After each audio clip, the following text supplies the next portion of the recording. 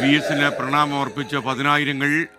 ഒരുപക്ഷെ കേരളം കണ്ടിട്ടുള്ള അപൂർവമായ വിലാപയാത്രകൾ ഒന്നായി വി എസിൻ്റെ വിലാപയാത്ര മാറുകയാണ്. തിരുവനന്തപുരം മുതൽ ആലപ്പുഴയിലേക്കുള്ള വിലാപയാത്രയ്ക്ക് ഇടയിൽ പതിനായിരങ്ങൾ തടിച്ചുകൂടുന്നു അദ്ദേഹത്തിന് പ്രണാമം അർപ്പിക്കുവാൻ വേണ്ടി. വി ദിലീപ് കുമാർ കൂടി നമുക്കൊപ്പം ചേരുകയാണ്. ദിലീപ് കുമാർ, ഈ കാഴ്ച അപൂർവമായി മാത്രം കേരളത്തിൽ കാണുന്ന ഒരു സംഭവമാണ്. തങ്ങളുടെ പ്രിയങ്കരനായ നേതാവിന് അന്ത്യാഭിവാദ്യം അർപ്പിക്കാൻ മണിക്കൂറുകളോളം കാത്തു നിൽക്കുന്ന പൊതുജനങ്ങൾ. SKN കേരളത്തെ സംബന്ധിച്ച് വി എസിനെ എത്രമേൽ ജനങ്ങൾ സ്നേഹിച്ചിരുന്നു എന്നതിൻ്റെ തെളിവാണ് ഇപ്പോൾ ദേശീയപാതയിൽ കാണുന്നത്. ഇപ്പോൾ ഏതാണ്ട് 6 മണിക്കൂർ പിന്നിട്ടിരിക്കുകയാണ്. പക്ഷേ 17 കിലോമീറ്റർ മാത്രമാണ് ഈ വിലാപയാത്രയ്ക്ക് കടന്നു പോകാൻ കഴിഞ്ഞിട്ടുള്ളത്. റോഡിന് ഇരുവശവും അക്ഷരാർത്ഥത്തിൽ മനുഷ്യ മതിൽ തന്നെയായിരുന്നു, മനുഷ്യ സാഗരം. ചെറിയ കൈത്തോടുകളായി ജനങ്ങൾ വന്നു ചേർന്ന് ഓരോ പോയിന്റുകളിലും ഓരോ ജംഗ്ഷനുകളിലും വന്നു ചേരുന്നു. ആ അരുവികൾ അത് പിന്നീടൊരു പുഴയായി മാറുന്നു. ആ പുഴകൾ പിന്നീടൊരു ജനസാഗരമായി ആൾക്കടലായി മാറുന്ന കാഴ്ചയ്ക്കാണ് സാക്ഷ്യം വഹിച്ചത്. ഇപ്പോഴും ഈ നിശ്ചിത സമയത്ത് ഈ വിലാപയാത്ര ഏതായാലും ആലപ്പുഴയിൽ എത്തില്ല എന്ന കാര്യം ഉറപ്പായിട്ടുണ്ട്. കാരണം അത്ര ഏറെ പല സ്ഥലങ്ങളിലും ആളുകൾ അവർക്ക് വിലാപയാത്രയ്ക്ക് ഈ അന്ത്യാഭിവാദ്യം അർപ്പിക്കുന്നതിന്, അന്തിമോപചാരം അർപ്പിക്കുന്നതിനൊക്കെയായി അവിടെ ഏതാനും മിനിറ്റുകളൊക്കെ നിർത്തിയിടേണ്ട അവസ്ഥയാണ്.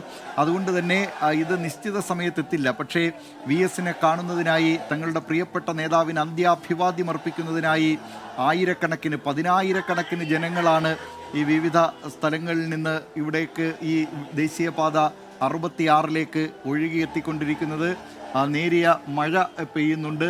പക്ഷേ അതൊന്നും തന്നെ ഈ ജനങ്ങളെ അവിടേക്ക് എത്തുന്നതിൽ നിന്ന് അവരെ പിന്തിരിപ്പിക്കുന്നില്ല. ഇപ്പോഴും വലിയ ജനക്കൂട്ടം തന്നെയാണ് ഈ പ്രധാനപ്പെട്ട സ്ഥലങ്ങളിലേക്ക് എത്തിക്കൊണ്ടിരിക്കുന്നത്.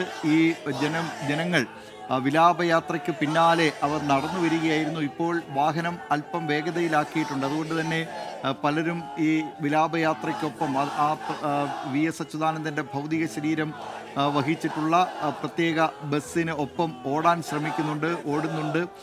ഏതായാലും ഒരു വലിയ ജനസഞ്ചയം തന്നെ ഈ വിലാപയാത്രയെ പിന്തുടരുകയാണ്. തിരുവനന്തപുരം സെക്രട്ടേറിയറ്റിലെ ദർബാർ ഹാളിൽ നിന്ന് ഉച്ചയ്ക്ക് 2:30 വിലാപയാത്ര ആരംഭിച്ചത്.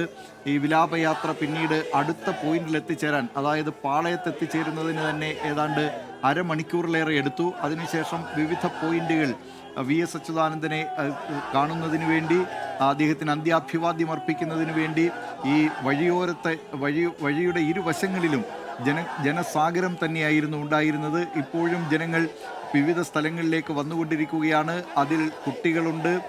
വി എസ് അച്യുതാനന്ദനെ ഒരുപക്ഷെ വ്യക്തിപരമായി അറിയാത്തവരുണ്ട്. അദ്ദേഹത്തെ വാർത്തയിലൂടെ, അദ്ദേഹത്തിൻ്റെ നിലപാടുകളിലൂടെ അറിഞ്ഞവരുണ്ട്.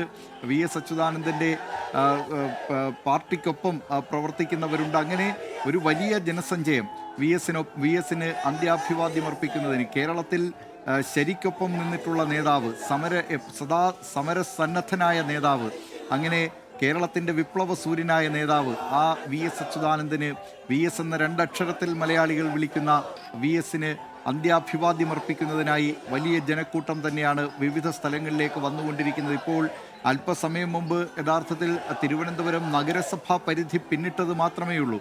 ഇനി മംഗലപുരം, പള്ളിപ്പുറം, ആറ്റിങ്ങൽ, കല്ലമ്പലം, അങ്ങനെ എത്രയോ ദൂരം കൂടി താണ്ടിയതിനു ശേഷമാണ് കൊല്ലം ജില്ലാ അതിർത്തിയുടെ കടമ്പാട്ടുകോണത്തേക്ക് എത്തിച്ചേരാൻ കഴിയുക. അർദ്ധരാത്രിയെങ്കിലും പിന്നിടും എന്ന കാര്യം ഉറപ്പാണ്. കടമ്പാട്ടുകോണത്ത് എത്തുമ്പോൾ അതിനുശേഷം കൊല്ലം ജില്ലയിലെ വിവിധ സ്ഥലങ്ങളിലൂടെ കടന്നുപോയി വിവിധ സ്ഥലങ്ങളിൽ ജനങ്ങൾക്ക് അന്ത്യാഭിവാദ്യം അർപ്പിക്കാനായി ഇപ്പോൾ തന്നെ വലിയ ജനക്കൂട്ടം ഈ വിവിധ സ്ഥലങ്ങളിൽ എത്തിയിട്ടുണ്ട്.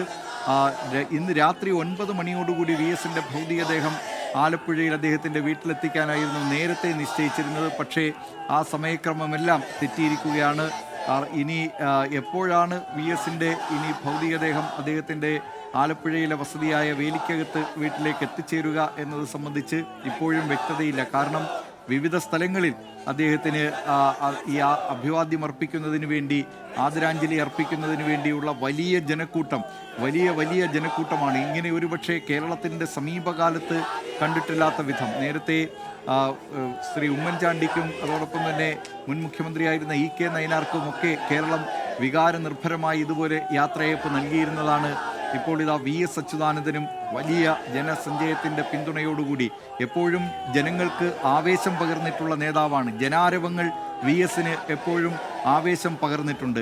ആ VS അച്യുതാനന്ദൻ ഇപ്പോഴിതാ ജനക്കൂട്ടം നൽകുന്ന ആരവങ്ങൾക്കും ആവേശങ്ങൾക്കും ദിലീപ് കുമാറാണ് വിവരങ്ങൾ നൽകിക്കൊണ്ടിരിക്കുന്നത്. ഇപ്പോൾ വഴിയോരങ്ങളിൽ കാത്തു നിൽക്കുന്ന ആളുകൾ കലോത്സരമായി മഴ പെയ്യുന്നുണ്ട്. ആറ്റിങ്ങലിലൊക്കെ കാര്യമായി മഴ പെയ്യുന്നു എന്നാണ് നമുക്ക് മനസ്സിലാക്കാൻ കഴിയുന്നത്. മനീഷ് മഹിബാൽ ആറ്റിങ്ങലിൽ നിന്ന് ചേരുകയാണ്. മനീഷ്, വഴിയോരങ്ങളിൽ ആളുകൾ കാത്തു നിൽക്കുമ്പോൾ ഈ മഴ കാര്യമായി പെയ്യുന്നു എന്നാണോ നമ്മൾ മനസ്സിലാക്കേണ്ടത്?